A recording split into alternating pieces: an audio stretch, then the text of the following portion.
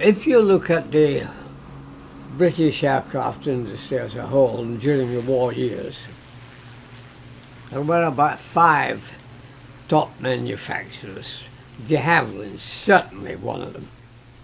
I had very high regard for them, and the test team too. As you look through the air shows around the world, there's a certain dearth of mosquitoes. Here's one of our top airplanes, and not many around the world. Any attempt to restore, particularly to flying status, a mosquito would be a really gift to our heritage. We need something like this to remind the British public how it was and what were the tools that really saved the day for us. And when you talk about that, the mosquito's in there, believe you me. First time I saw it, I realized it had all the looks of a potential winner. For its time, it was incredibly beautifully streamlined. It just oozed power, really. Naturally, when you have looks like a good one, you expect it'll fly similarly, but it exceeded all expectations. And they all had a huge part to play.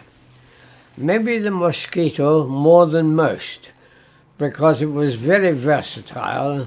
Fighter, night fighter, bomber, did the lot. And when it was flown as a Pathfinder aircraft, it really showed its worth. I was a test pilot at Boscombe Down.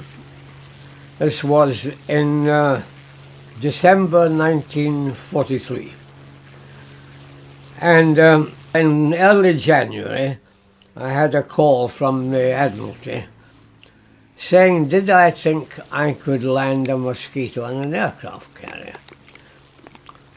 Now, why did they ask me? Because I'd done a huge number of deck landing trials on all sorts of aircraft.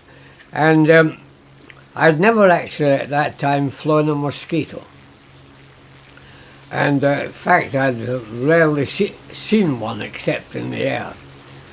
But with all the brash bravado of youth, I said, oh yes, we'll have a go at that. And so before I could move any further, I was whistled off to Farnborough in January, mid-January 1944, and the Mosquito arrived shortly after me, and we set about it. We were told to be ready to take it on by the landing, that's to say, by March or mid-March 1944. So we had quite a tight time to get sorted out. I had a boffin assigned to me to help with any problems that were involved. He was a graduate of Glasgow University, so being two Scots, we hit it off quite well. And we realized we had quite a lot of problems. The problems were these.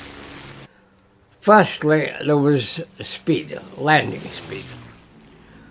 Now the pilot's notes quote the approach speed for the Mosquito. This was a Mosquito 6, but the same for all mosquitoes really, as 125 miles an hour. I was told that because of the limitations of the performance of the arrestor gear, the maximum speed I must arrive at into the arrestor gear was 83 miles an hour. So I had to get rid of 40-odd miles an hour. And there was only one way of doing that, of course. And they realized they would have to provide more powerful engines.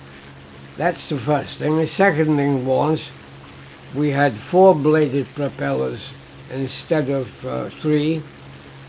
And the unfortunate thing was, because they were experimental propellers, they couldn't be feathered. So we did not want to have an engine failure on the approach under any circumstances. We tried that up in the air with my boffin friend, and we found that if we had an engine failure on the approach, the Mosquito would invert itself within 2 seconds. And so that would have been that. In other words, any engine failure on the approach would have been fatal. So it was quite a high-risk operation, really. But it had to be done because of highball. But there's no way of guarding against it, except keeping your fingers crossed. So, the stalling speed of the Mosquito and the landing condition is 110 miles an hour. So we had to bring it down, we were told, to 83. The only way to do that was to hold a huge amount of power on the engines and the propellers churning out huge slipstream, and in other words, hang on the props and keep coming in at about 90 miles an hour, hanging on the props. And when you were near the deck, just cut both engines at about no more than 3 feet above the deck, and you just fell onto it. That worked out very well. In fact, we went a bit better than we had anticipated. In the first touchdown, my entry speed into number 2 arrestor wire was 78 miles an hour. So we showed it could be done. And I think after that, everybody got a lot more confident because we had obviously a bit in hand there. But they only did one bit of strengthening. They put 2 extra longeons on in the fuselage. In fact, we had a failure off the arrestor hook, but not by pulling out the claw that actually contacts the wire. The bolts holding that snapped, so the claw could move this way and slipped out of the arrestor wire, and left us with a quick decision to make. What I had to decide was whether the arrestor wire had broken, in which case I should just stay with it, but because it might pick up the next wire if the arrestor wire had broken. Or if the hook had broken, I better get out of it fast. And this is where your experience comes in. I had done a huge amount of deck landing. Right away I realized the hook had broken. It wasn't the arrestor wire that had gone. So without any to do at all, I opened up to full power.